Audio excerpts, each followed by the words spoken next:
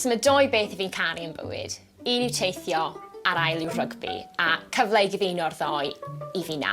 Fi wedi bod gyd draws y byd yn gwylio rygbi. Fi wedi bod I Seland Newydd, fi wedi Ffrainc, yr Eidal, fi wedi bod gyd dros Prydain a Iwerddon.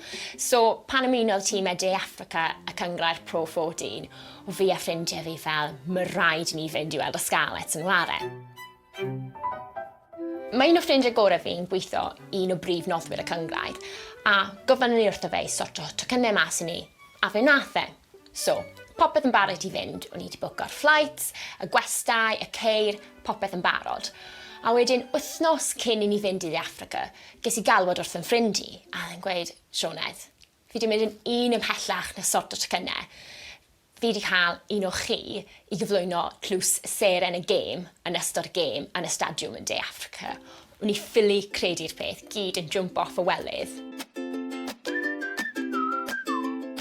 O'n i'n siarad â'r person o y stadiwm yn Dde Affrica, trio sorto trefniadau, trio pam sydd dylen ni fod na, a wedodd e, trowch lan am 4:30, bydd bwyd, diod, cewch chi croeso mewn i'r hospitality lounge, chi bydd guests o fono ni ar VIPs y gêm. Ni yn Dde Affrica, droen I lan am 4:40, hael mas, 25 gradd. Helo, nis I ma I gyflwyno seren gêm, a 5 munud yn hwyrach dath rhywun lawr.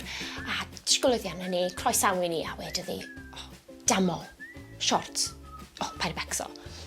Meddylis I ddim lot am y peth, a wenodd hi'n tywys ni lan i'r lift, ac agor y drysau'r VIP lounge. A oedd pawb na yn gwisgo crysau, tei, menywod yn gwisgo ffrogau hir, a ni na yn gwisgo'n crysau Scarlets, shorts, sgert, flip-flops. Dryches I ar y tocyn oedd I jyst I roi fi, a oedd yn gweud, dress code, suit and tie, no denim. Oedd e mor embarrassing.